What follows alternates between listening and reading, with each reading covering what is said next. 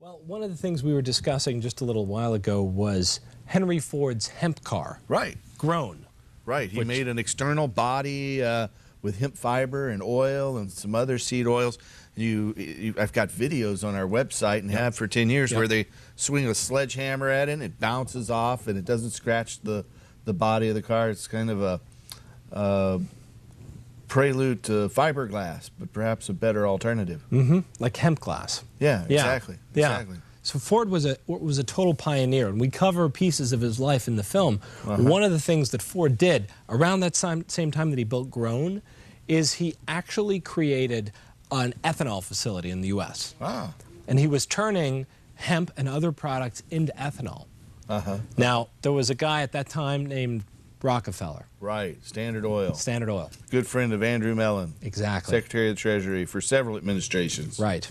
So, and this is all during the time of, Hearst, and this whole sort of global power play was starting to be created.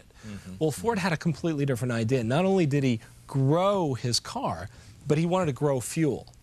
And his ethanol facility got about 25% of the fuel market in the Midwest.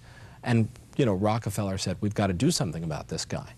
So Rockefeller started funding something that became known as the Women's Christian Temperance Union. Man, I've heard of them. Yeah. And this was what, circa 1930 or 25? Well, right before Prohibition. So 1915 or something like that. Exactly. And as you recall, soon after that, the Women's Christian Temperance Union got together and they created this push for people to stop drinking alcohol.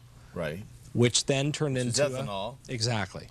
Which most people don't know, that the amendment to the Constitution that was called Prohibition was actually funded by Rockefeller, not having to do anything with drinking alcohol, but to make sure that Ford would stop producing alcohol. Well, that kind of ties some strings together there that have flung loosely in the wind in terms of it's eventually leading to marijuana prohibition, Right.